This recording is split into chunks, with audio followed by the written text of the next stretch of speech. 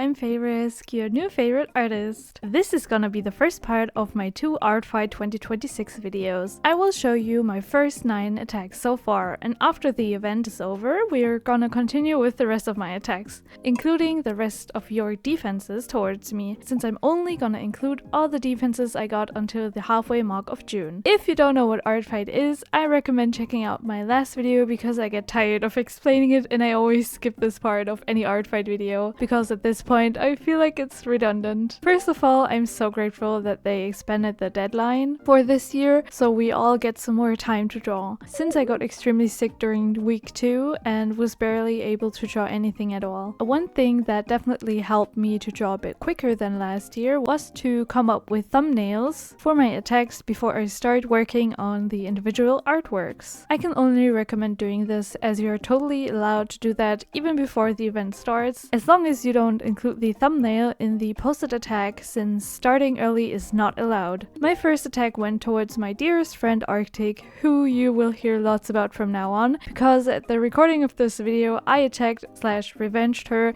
8 times already. I swear I don't have favorites, but I said I was gonna prioritize attacking my friends first this year. Either way, starting off strong and questionable, I drew her OC Darian Vier and an OC we co-parent, who is called Rin Azaiz Oclair. They are both D&D characters and I hope we are able to play them together one day too. Darian is also involved with my absolute favorite OC Talin, but that's another story. I will tell you a little bit about these 2 characters. Basically, Darian is a hermomancer, also known as Blood Mage, who is looking for an arcane vessel that can fuel his magical abilities and further his goal to become a god. God complex, hello! He's super blunt and persuasive, so basically a hot asshole who also enjoys a pretty face. Rin is a moon elf who was born into a cult. He has suffered under the rulings, the intense disciplining, and with this lifestyle his whole life, developing severe mental illnesses and is looking for something or someone he truly believes in by his own choice. This is where he meets Darian, who he chooses to believe in as his savior and who he now follows every step of his way, developing a very toxic and emotionally/physically dependent relationship with Darian. A priest/nun alternative universe with vampirism on the side just made entirely sense for me for these 2 if you get my freak.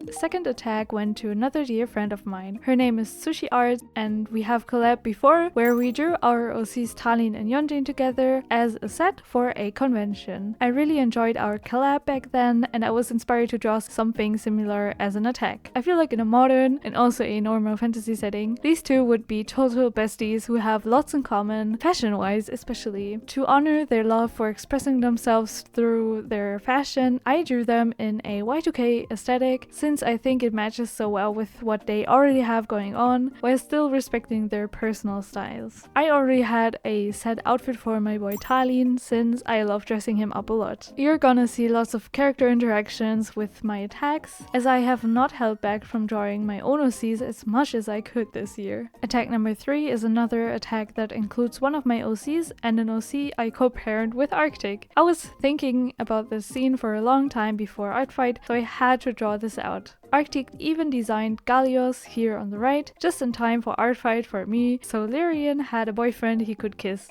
Basically, their story is that they meet by fate when Lyrian, the orange merman, runs into an open fight between 2 military units fighting in a war Lyrian never heard of before. Gallios pulls him to the side, hiding him from the struggle since it's super obvious that Lyrian is a foreigner to this area, and Gallios feels protective of pretty boys. Gallios' home is being attacked and since he used to be part of the military, he feels obliged to help his brothers and sisters even though he has been outcasted for a crime he didn't even commit. Lyrian is a prince to one of the wealthiest kingdoms known to merkind, but has run away from home because he had a disagreement with his mothers again. He has no clue that the world outside of his secluded home has ever been this cold and raw, and that maybe his kingdom has not been prospering only on fair trade with the kingdoms around. I just love their dynamic of pretty bubbly and naive Y2K ornamental fish with a low-key ugly and scary military boyfriend who's shy, humble, and protective in contrast. If you ever want a video about them, just tell me. I would love to yap about them even more. My next attack includes, as you might have seen coming, even more of my own OCs next to Arctic's OC. Yeah, sorry, I know it feels illegal, but I was just on that drill in the first week and you can't stop me. I hope I can make it up with a little lore around all these characters, since Arctic and I totally cook with all the OC ships we create. Anyways, Tao, Emu, and Arax are 3 Navi OCs, so based on James Cameron's Avatar universe, and I have talked about my boys Tao and Emu in my last video if you want to check that out.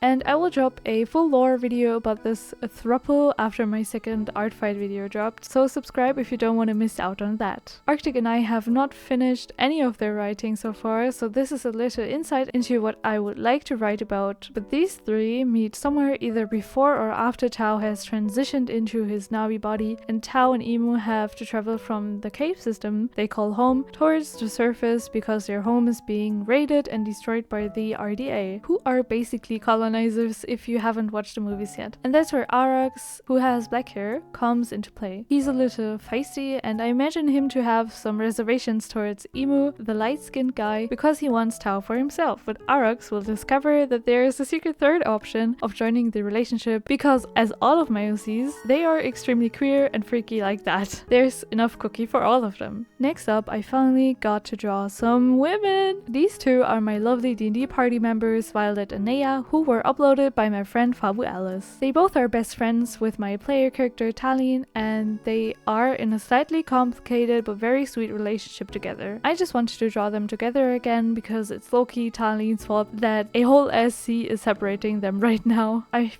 also been playing with the idea to make a video about our campaign one day, but that's for when I'm motivated enough, not gonna lie. My next attack went to another friend of mine, Put Potato, who I've met through Arctic and who I really appreciate and look up to. They also have an art channel if you want to check that out. I was very interested in their 2 OCs, Elliot and Alistair, as their story is right up my alley. I'm gonna read out some of what Nana wrote about them so you get why I enjoy it so much. Hundreds of years ago, Alistair Morgan was cursed by a witch named Iba for leaving her and breaking her heart. Every new moon, Alistair transforms into a monstrosity, set on hunting for blood and pain. He only regains control over himself again once the sun rises. Meanwhile, the monster, being its very own entity, starves for closeness and the warmth of a soulmate, unbeknownst to the host it has to share its body with. Elliot is the chosen sacrifice of a village destined to be sent to the manor on its hill, which has been housing a cruel and deadly monster for centuries over. Like so many others before him, he has been selected by chance, name-drawn from a head in front of the entire town to throw impending doom upon him. Little does he know the monster is no more than a cursed man, and even a cursed man's heart can be swayed.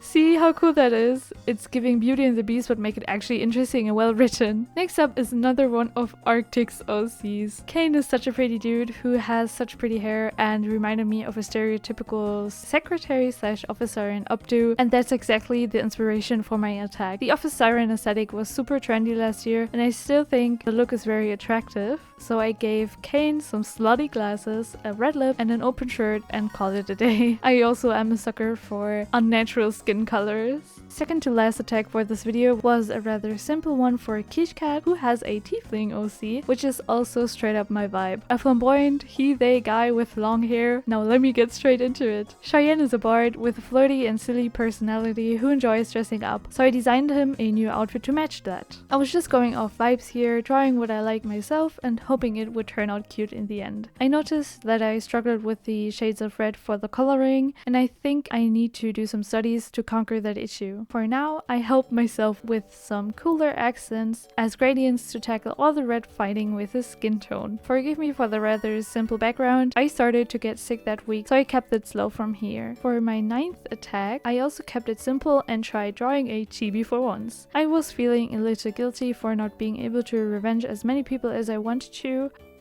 So I thought a quick chibi would be in my realm of capability and help conquer all the revenges I planned. I might make more chibi attacks if I feel like it. Luna belongs to class Strawberry, and as blue is one of my favorite colors, I picked her to draw. I think my chibi style still needs some improving, but it really matched Luna this time around. Next time I want to try adding some more cute illustrative knickknacks to make these chibis a little more special and interesting to look at. And that's it so far for all of my attacks / revenges for part 1. Part 2 might come out in about 2 weeks or maybe less, so don't forget to subscribe if you don't want to miss out or see your attack / defense featured in my video, because now I will show you all the amazing art I received by you guys. I'm not gonna be able to comment on every single one like last year, but I just want to say I'm so grateful for each and every one of your attacks. I have received art from such talented people and I cannot thank you enough. Waking up every day to new art of my little guys just makes me so insanely happy, and I really don't take it for granted that so many of you spend your time on making art just for me to enjoy. In part 2, I will show you the rest of my attacks with some commentary on the process as well. If you already want to check out what I've been cooking up in the meantime, you can check out my Artfight profile. Part 2 will also include some final thoughts for this